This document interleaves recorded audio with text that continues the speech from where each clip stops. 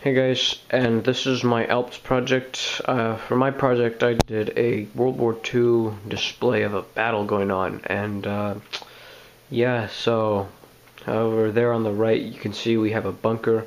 Over on the left you can see some British and Russian troops entrenched into some positions and artillery craters. And in the far right corner you can see a PaK 47.5 centimeter German artillery. And on this little ledge here, you can see a German or Nazi soldier with another trooper, MG42. I'm pretty sure that those pair were just called just a machine gun squadron. It's not really a squadron; it's only two men. But yeah, let's get into it.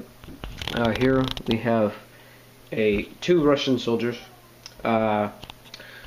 This Russian soldier is carrying an MP40. That is actually a Nazi weapon, but obviously many Nazi weapons fell into the hands of the Russians and the other allies during the final days of the war and even the earlier parts of the war.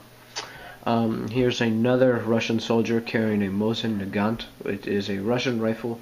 It was also used in the First World War, and it was a very cheap weapon to make, but it was very effective. And here we have a crate full of more Mosin Nagants, and so yeah, there's three of them there. And then here we have a British soldier who is dead, and he has a American M1 carbine. The British probably, most likely, I think this, but most likely received munitions and weapons and stuff from the Americans, so that's an American M1 carbine.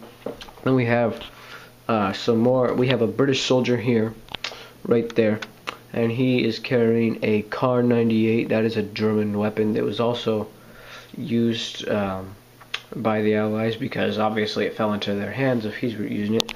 Then over here we have a Russian machine gunner. He is carrying a DP-28. It was a light machine gun that fired. It was hard to load and it's kind of uncomfortable to use, but it had a nice firing rate for its amount of bullets, which it only carried, I think, maybe 32 per clip. But anyways, down here we have another British soldier carrying another Kar 98. Here we have a British soldier carrying a RPD machine gun, and yeah, so right here we have another British soldier carrying another M1 carbine. Here we have the remains of a burnt down house, and here is an artillery crater that some soldiers are left in, and there's a dead British soldier right there, another British soldier right there, and he is deep in the water because it was a deep crater, and as you can see there's fire around him. Here's a unfortunate Russian soldier that was blown in half by a artillery shell. And here we have another Russian soldier carrying a Mosin Nagant, and he is taking cover in the crater and firing on the Germans. Here we have another British soldier carrying an M1 carbine. Here is another British soldier carrying an M1 carbine, and then the same thing over there. Here we have a Nazi soldier carrying a Kar 98. Here we have a Nazi soldier carrying a MG42.